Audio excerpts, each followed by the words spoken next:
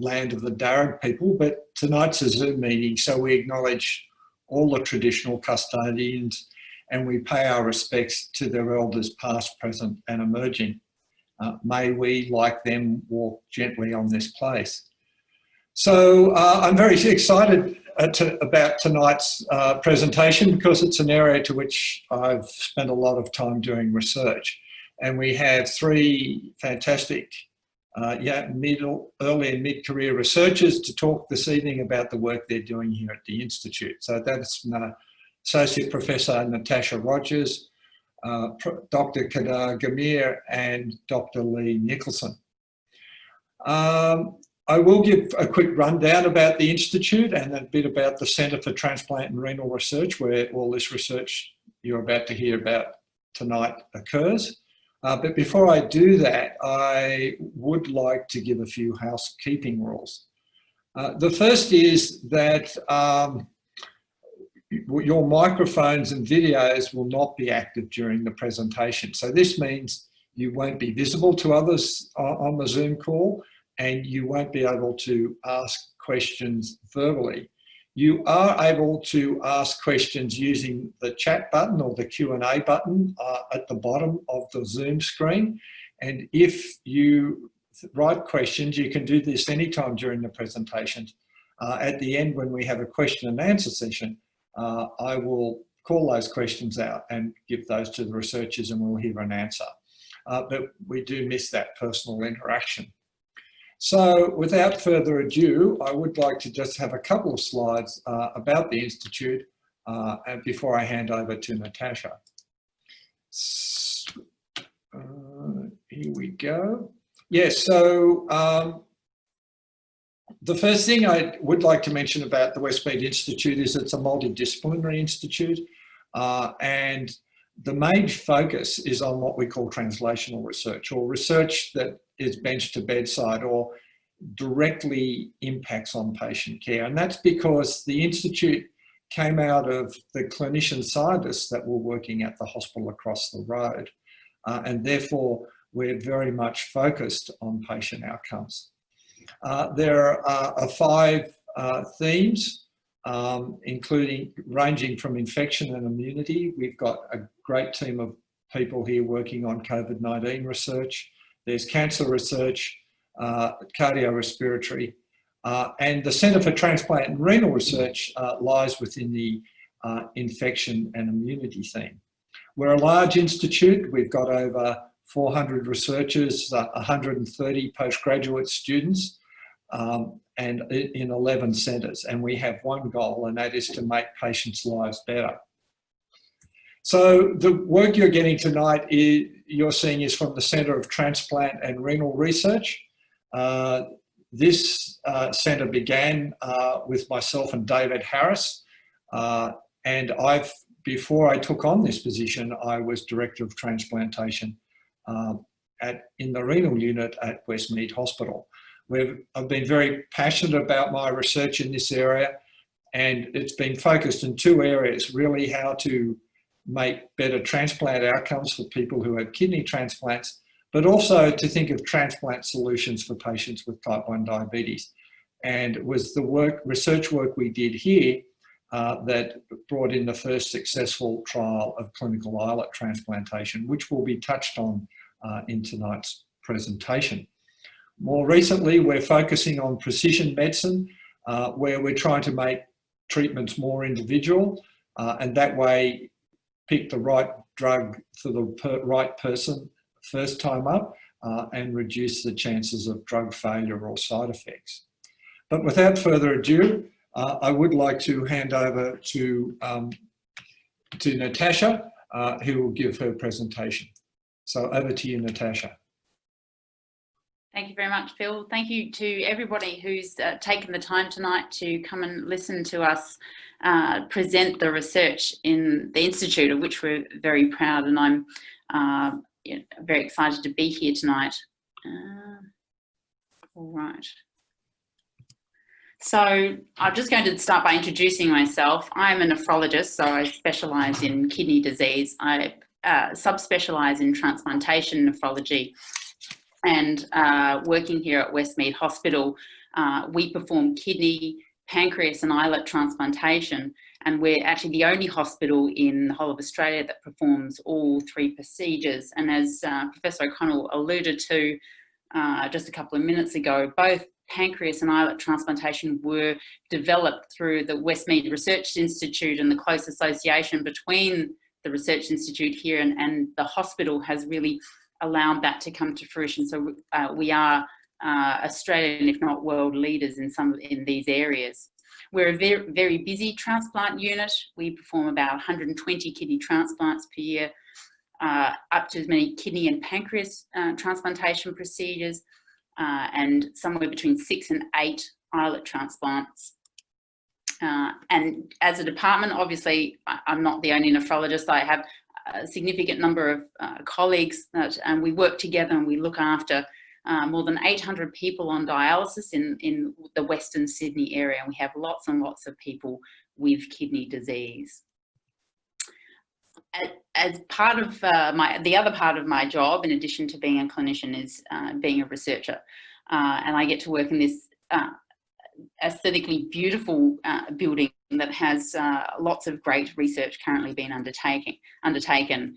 My group is the kidney injury group, and you'll be hearing from one of my postdoctoral scientists, Dr Kedar Ghimire, and we have a number of students who join us on a yearly basis, and we really encourage people to enjoy their experience within the Research Institute and hopefully want to become researchers in the future. So as a clinician scientist, somebody who does clinical work as well as basic research, I find this is really important in terms of being able to marry both aspects of what I do. And we have what we call a bedside to bench to bedside approach. And so the people that I see and the patients that I see on a day-to-day basis poses a number of clinical questions. So, you know, we want to know why kidney transplants fail. What can we do to prevent this? We want to know why we can't stop kidney disease. And we can take these questions back to the laboratory and investigate them in a number of ways. And then this can drive us to undertake clinical trials. And this ends up by us being able to implement these successful trials into our clinical practice on a day-to-day basis and improve health of the people that we see. So how common is kidney disease? Some of you may know somebody who has kidney disease, and it's really very common. So both diabetes and high blood pressure, which are very common clinical conditions that you might have to go and see a doctor for, are big contributors to kidney disease. We know that 1 in 3 Australians are at an increased risk of kidney disease, and that can be because of their pre-existing conditions or genetic conditions. And we estimate that 1.7 million Australians are currently affected by kidney disease. And this contributes to about 15% of all hospitalisations in Australia. And we know that every day about 56 Australians die with a kidney-related disease. Most concerning, however, is that 90% of kidney function can be lost without experiencing any symptoms. So what happens in kidney disease, and this is a very simplistic explanation. So the kidneys, you have 2 kidneys and they're located in your back, and they are really responsible for filtering the waste products out of the blood. This is a up-close picture of what the kidney filtering unit looks like, and the blood goes through and all the green waste gets filtered out, and you excrete it in the form of urine. But when your kidneys fail, then that waste product fails to be eliminated and accumulates and makes you sick. And we're looking at a number of different ways to stop kidney disease from developing and to stop it from progressing. So what treatment is available for kidney disease? We can perform dialysis. This is a picture of a dialysis machine, and it's basically a filtration system for your blood. It's not particularly sophisticated. It has been improved upon in the 50 or 60 years since it was first initiated. But really it isn't a cure, it's only a treatment. There's over 11,000 people in Australia on dialysis, and dialysis treatment is very labour intensive. You need to have dialysis usually about 3 days a week and for up to 5 hours a day. And this is to stay healthy, but you also have to keep in mind that this doesn't actually replace kidney function. It gives you a minor proportion of kidney function that is actually just enough for you to stay alive. Another alternative treatment that we have is kidney transplantation, that I mentioned is performed at Westmead Hospital as well as other centres around Australia. We have about 1,000 people waiting on the kidney transplant list, and the average wait time is 3.5 years. But it is not uncommon for people to wait much, much longer than that. And in the time that they're waiting, they have to undergo dialysis. So while we can undertake kidney transplantation and have a really good success rate up front, we still know that there is an attrition rate after that. So the percentage of people who are alive 5 years after receiving a kidney transplant is about 90%. The percentage of kidney transplants that are working after the same period of time is lower, so it's 81%. So there's this gap, and actually we want to fix this gap, and that drives some of the research that we're conducting here in CTRR. Some of you may be aware of the supply-demand problem that we have in transplantation. So the major limitation is an imbalance between the supply of donors and the demand for transplantation. So any person is actually 10 times more likely to need an organ transplant than to become a donor. And so you have the clear imbalance between supply and demand. And we're trying to fix this as well. So what are some of the ways that we're trying to improve kidney transplantation? So in the process, when someone has consented to become a donor, they receive an operation to remove the kidneys and potentially some of the other organs as well. And the kidney is then placed on ice until it gets transplanted. And so it travels on a plane or on a taxi to the transplant centre where the recipient is. And during this time, it's on ice and in a bag, and a fairly unsophisticated approach to keeping it cold. And this has been the case for more than 30 years. And whilst 30 years ago, that really changed many aspects related to transplantation so that we could actually transport kidneys, for example, and make them more available to recipients, we haven't really improved significantly. The other problem is that the cold isn't good. Extreme cold is not good. We know that it's damaging, and that cold, particularly over a really long period of time of many hours, causes injury to the kidney. So there's really a race to transplant these kidneys because you want to transplant the kidneys and ensure that they work so people can come off dialysis. So what we know is that if we have a kidney that's on ice and we leave it on ice, over time, its function will decline so that it can actually go from being transplantable, where we know it will work, to where it's not transplantable, and we have significant concerns that it won't actually work. And so some of the research that I'll show you in a moment has really been looking whether we can slow this rate of decline. Now, several groups overseas have developed this kidney in a box machine perfusion system. So we can take the actual donor kidney, run blood through on a pump type system, and actually rejuvenate it. So we take it out of the ice and we can restore its function. Now, these machines are incredibly expensive.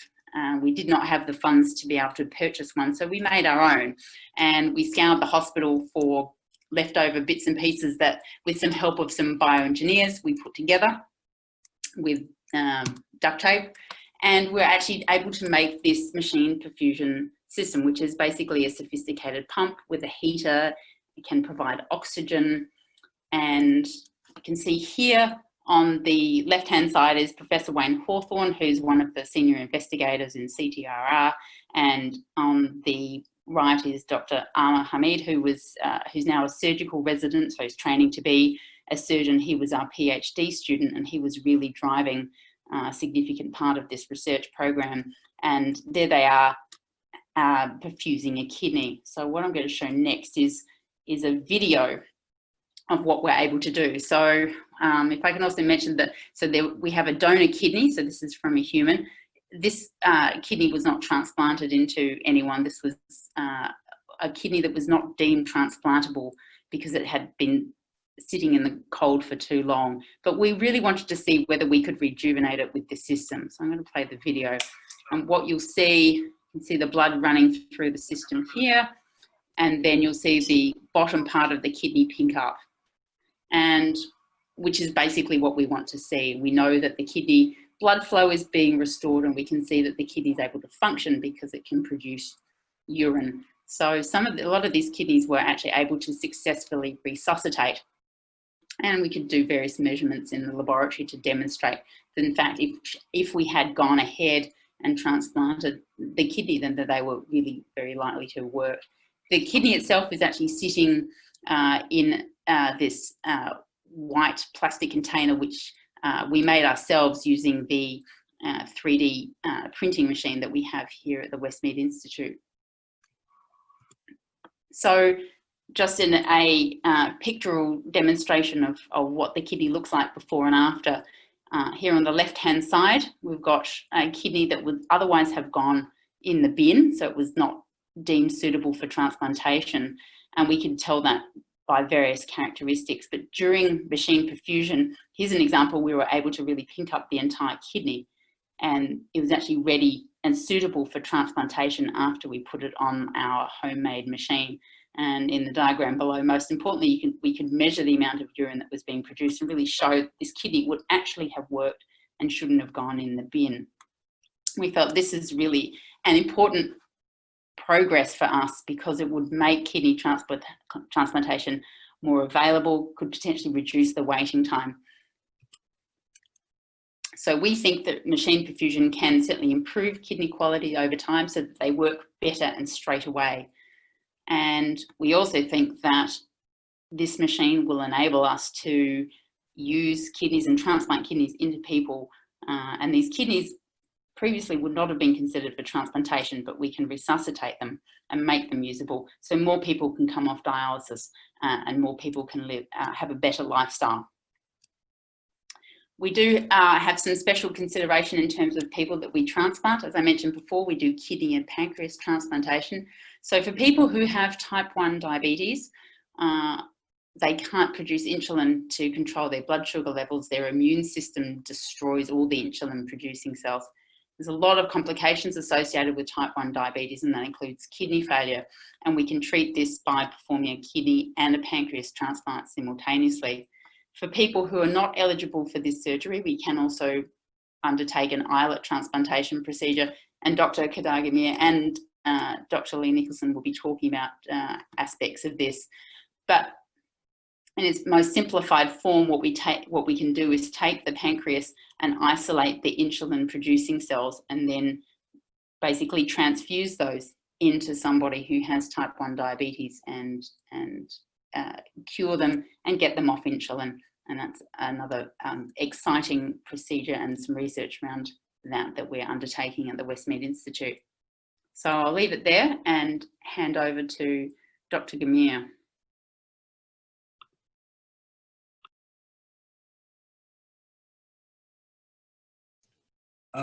Okay, Kedar, over to you. Yep. Yeah, thank you, Natasha and Phil. And thank you everyone for joining in today. Today I'm here to talk about a novel strategy that we discovered that could promote insulin secretion and also improve islet transplant outcomes that would be helpful to treat diabetes. For those of you who don't know me, I have been working in WIMR for the last 2 years as a postdoctoral research scientist under Dr. Rogers. So let me start with the facts and stats on diabetes itself. Among the top 10 global causes of deaths in 2016, you can see diabetes mellitus featured at rank 7. But this same disease, if you look back in the right picture, around 20 to 30 years back, it didn't even feature in the top 20.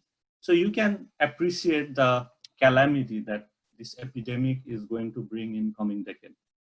And the other aspect about diabetes is it affects the health of many other organs like kidneys, heart, lungs, vision, nervous system.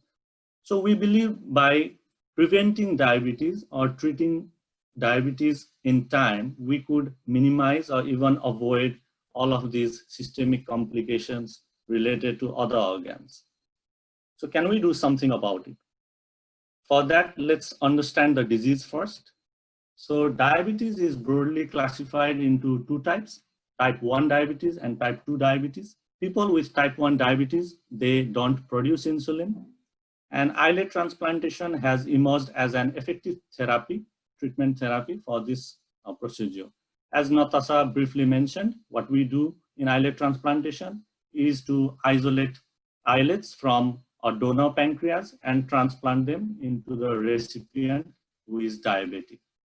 And Westmead Institute has been at the forefront of this treatment therapy, as it hosts one of the only two islet isolation as well as transplantation centers in Australia, the other one being in Melbourne. In case of type 2 diabetes, people who have it, they don't respond to insulin. So there's no cure, of course, and so it has to be managed with lifestyle modification. There's insulin therapy as well as some diabetic medication, but with a lot of side effects. So let's focus more on islet transplantation. There's a lot of benefits of islet transplantation. It restores near normal blood glucose level in the patient. It can protect from severe hypoglycemia. It can also restore insulin independence. But despite all these benefits, islet transplantation hasn't emerged as a mainstream therapy for patient. Why? That's because there's a lot of challenges in islet transplantation. For example, there's severe shortage of donor islets, multiple donor islets required for a single recipient. And that's because there's a lot of islet cell death during isolation and after transplantation. So if we could tackle this issue, probably in future, a single donor will be enough for a single recipient. And then there's a great need for the immunosuppressive medication long term. On the right, you can see images, our team isolating islets for transplantation and then transplanting those islets into the diabetic patient.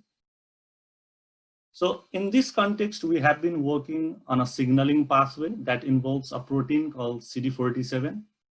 Our laboratory has been at the forefront of characterizing this protein in cardiovascular disease, where we showed that CD47 could lead to inhibition of new blood vessel formation. It inhibits blood flow. It diminishes graft survival, as well as ischemic tissue survival. So by blocking CD47, we can actually improve on all of these aspects. This protein is expressed in almost all cell types and tissues, highlighting its importance in the body. And it's located in the cell membrane as well as in the cytoplasm. However, its role in metabolic disease is relatively unexplored, and that's where we are trying to enter. So very recently, just a few weeks back, we published that CD47 was an inhibitor of new blood vessel formation, which you can appreciate in the images here. Basically, the mice which has CD47 doesn't form a lot of blood vessels within the same time compared to the mice where we remove CD47. And this new blood vessel formation is also called angiogenesis. Angiogenesis is critical for islet survival after transplantation. And that's because when you isolate islets, you strip them of all the blood vessels. So the question we had was at that time was, will decreasing this protein level in the islets help them survive better after islet transplantation? So that was the initial thought or the idea that encouraged us to enter this project. And to find that out, we contacted the support of Dr. Wayne Hassan, Philip O'Connell, all the members of CTRR, Dr. Rogers, my supervisor, lab members, and especially the funding from NHMRC and Diabetes Australia, without which this wouldn't have been possible. With this, I invite Dr. Leigh Nicholson for her presentation. Thank you.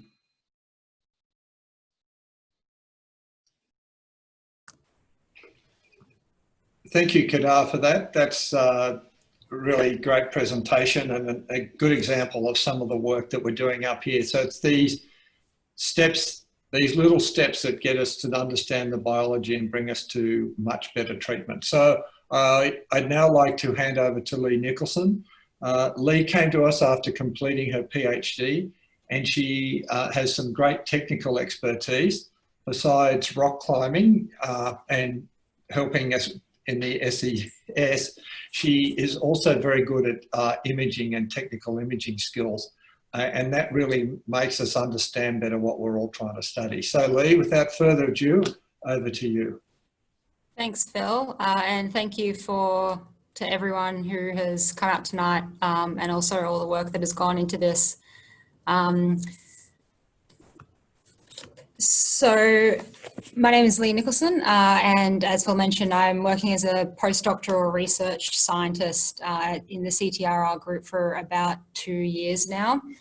And my work at the moment is very collaborative, and there are a lot of different projects that I'm either organising or helping others with. But tonight I'm just going to focus on one of the areas that I look at and give some insight into how it is that I do my research on a sort of daily basis. So we have heard, you know, a bit about this from the others tonight, so I'll run through this fairly quickly. Type 1 diabetes is an autoimmune disease, and it causes a destruction of the beta cells in the pancreas that produce insulin. It's commonly treated with replacement therapy, but it still has long-term complications and poor glycemia control, which results in a greater need for treatment. So clinical islet transplantation is a therapy that restores insulin production through the transplantation of isolated islets. And one of the areas of clinical islet transplantation that I work on is how we can stop transplant rejection from occurring, and therefore helping graft tolerance so that it can keep producing that insulin that's needed. So islet transplantation is a promising treatment as it is a short-term therapy for a long-term improvement. And currently, clinical islet transplantation is hindered by some things such as donor organ shortage and also rejection and impaired graft function, which is what I focus on. So in order to figure out what exactly is happening when a graft is working well, or conversely, when it's rejected, I use a model in my research where I can create both of these situations. So one of the ways that we can do this is using a mouse model that receives a transplant of islet cells onto the outside of the kidney. And remembering that these are the cells that produce insulin and are the cells that are damaged in type 1 diabetes.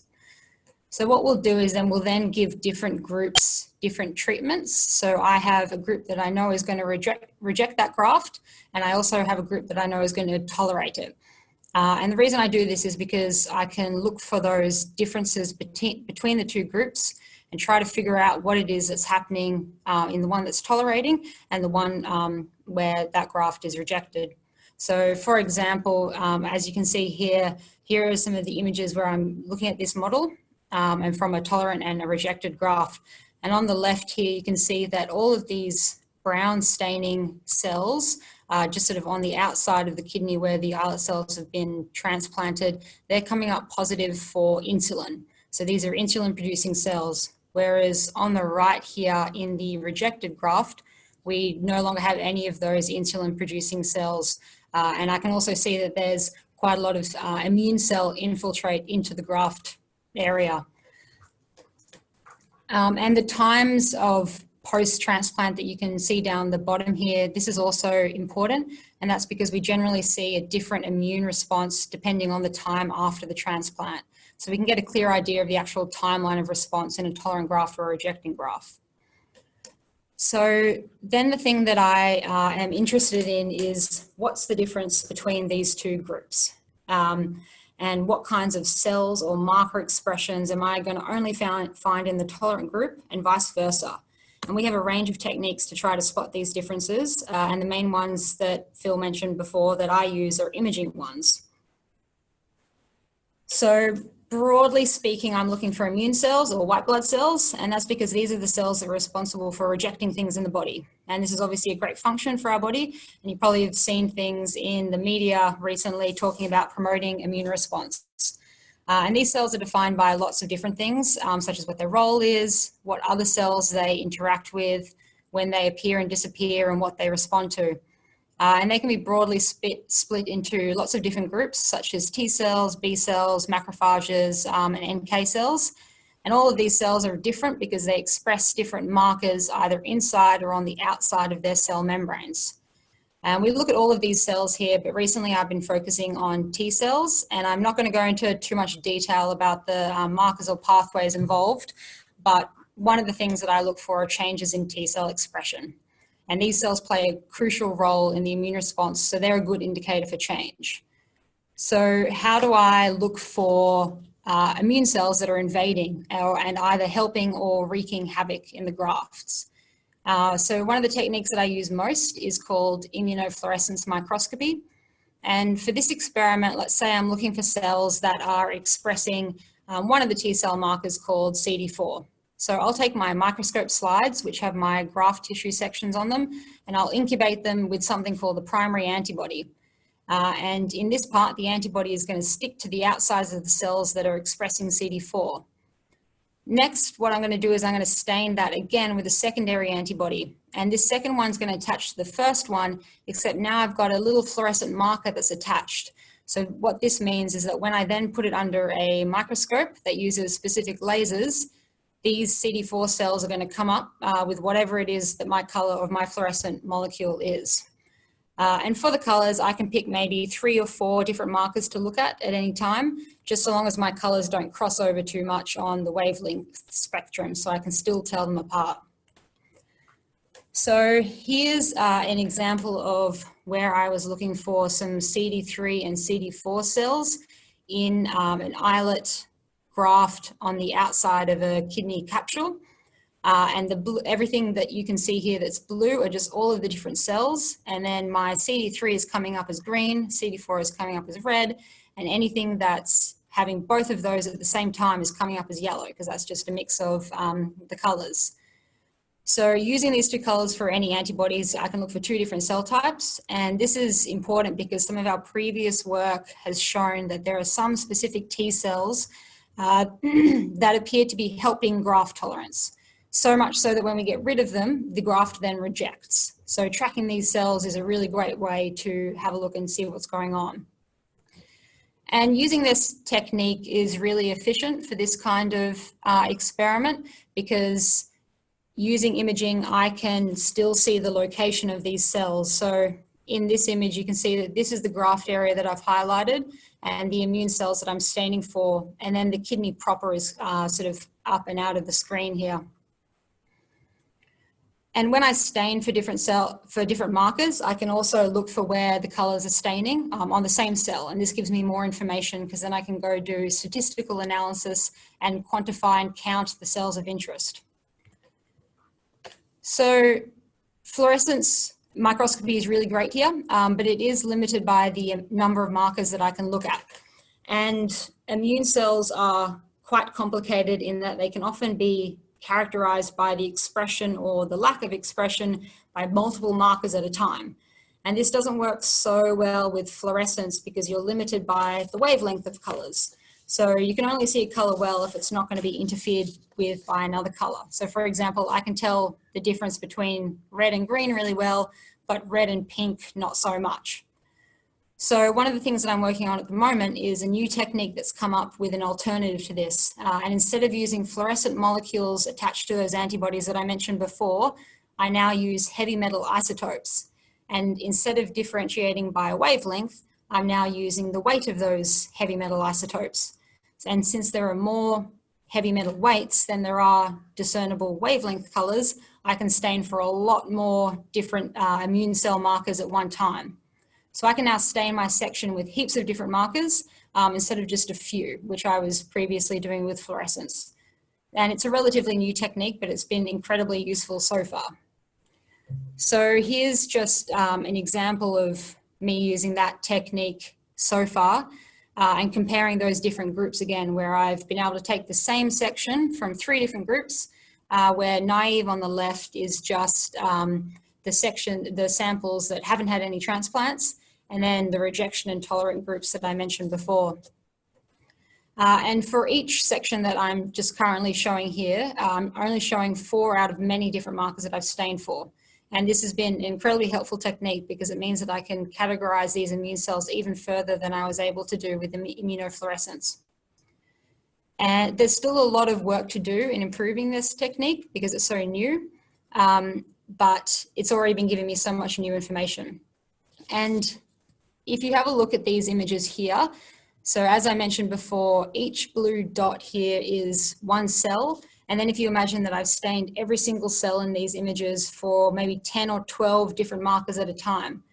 Then imagine for every image that I take, I want to count how many cells have stained positive for all of those markers, as well as the total number of cells. And I could have anywhere from 20 to 30 different images, which would take a ridiculous amount of time to do all that counting. So one of the other things that I've been working on is how to use a bunch of different computer programs to help count and quantify those cells for me. For this, I've used some supervised machine learning, and it means that I can just plug my images into the program and it'll tell me how many cells there are and what those are all staining positive for. So looking at the different types of immune cells that infiltrate into an islet graft is important for our work because it can provide information on the differences between a graft that's doing well and one that isn't. And some of our work has allowed us to identify some potential cell types that do help tolerance, which then leads us to develop possible clinical therapies such as helping to expand these cells. So in terms of what's next for this work, I'm currently using these imaging techniques to further look for these different cell types and categorize them and find out where these cells are and what they're doing.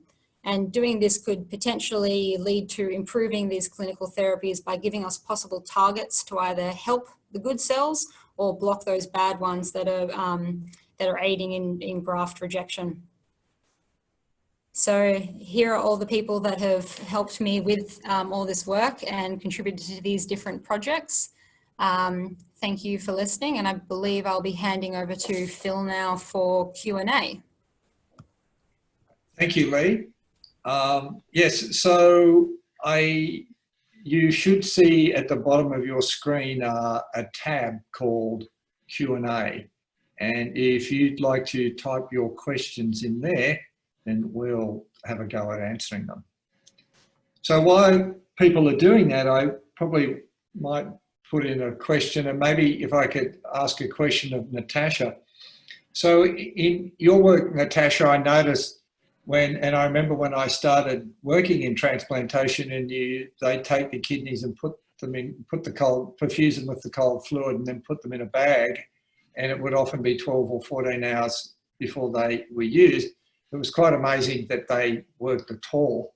So I guess the two things, how many kidneys do you think sort of don't work for at least a period of time because of that? So how big's that problem of not working? And then the next question is, while it's sitting in the cold, what are those things we're trying to prevent? What's happening to all those cells that are in that kidney while that's happening? So they're both really good questions, Phil. So I'll start with the first one, is that what is the extent of the problem? And I think over the last couple of years at Westmead in particular, we have had up to 50% of kidney transplants not working immediately. And this does fluctuate from year to year, and this just depends on the donor pool that we're lucky enough to receive. But when a kidney doesn't work, you're faced with a number of problems. First of all, people need to continue dialysis in the interim, because if the kidney transplant isn't working, we still need to clean the waste product out of the blood. It means they need to stay in hospital for longer, and they often need more biopsies of the kidney transplant, and all of those things are not without risk. If the kidney doesn't work up front, there is the possibility that it actually may not work at all, which is obviously extremely disappointing to everyone involved, particularly the recipient, who really comes with the expectation that there is going to be potentially a new lease on life, because having a transplant really makes a significant difference, because you're no longer tied down to a machine. You feel better because you've got more kidney function than a dialysis machine will ever be able to provide. And you can travel, and you can perhaps go back to your job. There's so many things about daily life that are interfered with by being on dialysis. In terms of what actually happens to the kidney, what we know is that the longer the kidney is on ice and sitting there, the more kidney cells actually die. And the kidney does have some capacity to repair itself. So some of the cells actually do end up by, they're able to multiply and repair the kidney structure. But in some cases, we know that doesn't happen normally, and it can result in scarring. And so the kidney that you started off with doesn't look the same after that process, and it can have scar tissue within it. And so because we're only typically transplanting one kidney per person, you don't have that kidney reserve that when you have two, for example. And so we're really looking at ways to prevent that cell death. And Dr. Ghimire talked about CD47, this protein that we're looking at, not just in islets and type 1 diabetes. Some of the work that we're doing is also looking at how this particular protein can stop cells from dying and can really give them a new lease on life. Okay, thanks, Natasha. That's great. So we do have some questions now. So the first question's for Kedar. It's from Gisley Roy. I hope I pronounced that correctly. Kedar, he asks, Kedar, are you looking at any specific angiogenesis markers and obesity markers as part of your CD47 study in mice? So you're looking at other markers of blood vessel formation or obesity? Yeah, thanks for the question, Gisley.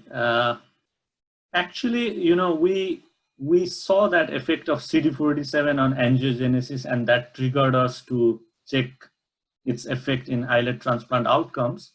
So, but we realized, like, working on angiogenesis models in type 1 diabetes was a little bit difficult for us. We didn't have those techniques. Like the techniques that are currently being used are angiogenesis in the eyes of the mice. So I didn't have that expertise. So that's why I tried to find a new mechanism. And that's when the insulin modulation factor came in. But to your question, we know that CD47 also inhibits VEGF, which is also an angiogenesis marker. So in terms of obesity, we haven't started yet. That's a very interesting field that we want to pursue, but we haven't really looked at it further. Right now, we are focused on CD47 and insulin secretion. Okay, thank you, Kedar. So the next question is from Darren Armstrong, and it's for Leigh, and it is, how are the different heavy metals administered to stain a kidney? And can staining be affected by the rate of take up by the kidney of particular metals? So, like, I know in islets that they like zinc, and so are there problems using some metals with some cells, and how do you stick them on? Yeah, so there isn't really any issue that I've had so far with the rate of take up. So what happens is that, because I'm only staining a section, and each section is usually somewhere in between 6 and 10 microns, that's an incredibly small section. And when I stain that slide with my antibodies, there is quite an even take up of those stains. And I haven't found so far any of the heavy metals that I use in my staining that have kind of interfered with the morphology or the tissue around it. It might have that effect in some other tissue types, but not in the ones that I've been looking at so far. Okay. And the final question for you, Leigh, is are there any drawbacks for using the isotope labelling over the fluorescence? So is that what's the downside, I guess? Or is it all upside? Well, yeah, in terms of the difference between it being a heavy metal as opposed to a fluorescence, it actually has a lot of pros, because one of the issues when you do fluorescence staining is that there are certain things in the body or in cells that autofluoresce. So similar to, I don't know if you've ever used one of those like black light things on something that's white and it comes up really bright. There are, when you're looking at fluorescently stained tissue, there are certain things that create an autofluorescence themselves, and that can be really frustrating when you're only trying to look at the fluorescence that has come from your antibodies. So for example, there's a lot of autofluorescence in the kidney because red blood cells autofluoresce a lot. Whereas when I'm using the heavy metals, because there's actually no fluorescence involved, because it's differentiating by the weight of the isotopes as opposed to the fluorescence, I don't get that same level of background or any kind of auto staining in the tissue itself. So just in that respect, it is actually that there isn't a drawback. Okay, well, that's good. So we've just had another question, and it's a good question. Is there any research going on in regards to islet stem cell transplant creation with view to autologous islet stem cell transplantation? So I suppose I can have a go at that one. So we're not doing islet stem cell research here at Westmead. That's certainly an exciting field of research, and it does require specialised skills. We do have one of our professors, a fellow Chris Little, who's collaborating with a group at the Salk Institute, and they have developed islet-like stem cells that can work in mice at least. So I guess it will be a long way before we can take those to see if they would work in people. And they are using this technology, the iPS stem cell. So in other words, they're taking a bone marrow cell and then converting it back into an islet-like cell. So they're not using embryonic stem cells, and there they could be autologous. The challenge with that is that they will then still suffer the same fate that the person with type 1 diabetes did to their own islets, which was to destroy them by their own immune system. So they have an autoimmune destruction of the islets. Though Wayne Hawthorne is leading research here, where we're trying to modify pig insulin producing cells or pig islet cells so that they can be used in humans. Now, obviously humans are going to mount a vigorous rejection response against pig cells, but by genetically altering the islet cells within pigs, we're trying to trick the human immune system into working, to trick the human immune system so they don't reject them or don't have such a severe rejection response. So we've had some encouraging results with that, or Wayne has in his group, and we've had several models where we've done it, but we're not quite yet at the point where we think we could take that to the clinic. But that still also is a productive area of research, and it also highlights the other issue is how do you get around the issue of transplanting cells which you need to get from kidney donors, and if you could get a more indefinite or supply, that it would be a more effective treatment, and we could treat people at different times and more efficiently. So we are working on that, but that's a long way from a clinical application. So, oh yes, oh thank you, thanks from there. I think so that makes it as the end of the questions here. I realise that most of the audience there have been listening intently for an hour, and it is late in the evening. So I would like to close it up now, and I'd like to thank you all for attending, and I'd like to thank the speakers, Natasha, Kedar and Leigh, for taking the time for those presentations. So the one thing I would like to emphasise is that medical care does improve and get better. And when I started out as a trainee, kidney transplants were being done, but the chances of them lasting a year was only 50%, and a third of the patients died in that year from all complications and rejection. And most people who had kidney failure from diabetes were never well enough to get dialysis, let alone transplantation. So in that sense, you know, our results now are much better, because you could see from Natasha's slide that we're getting well over 90% 1-year survival, and at 5 years, more than 90% of patients remain alive.